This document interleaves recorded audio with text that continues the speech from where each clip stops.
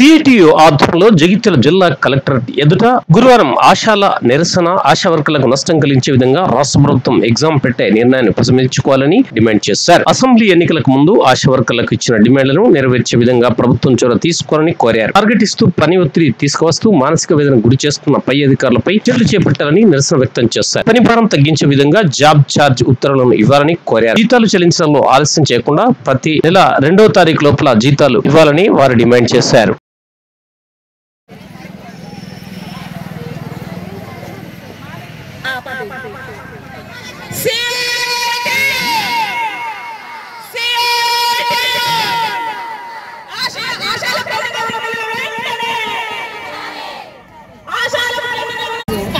జగిత్యాల జిల్లా collector office ముందు మా ఆశా వర్కర్స్ అందరం సిఐటియు ఆధ్వర్యంలో మేము మహాధర్నా నిర్వహించాము.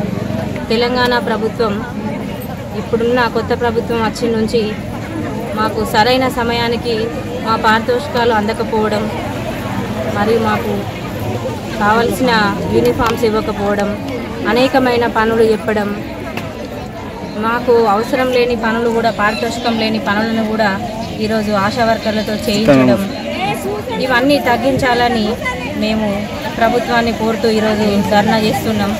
ఏఎన్సీ గర్భవతులు ప్రతి నెల ఉండాలని మాకు ఒక టార్గెట్ పెట్టారు.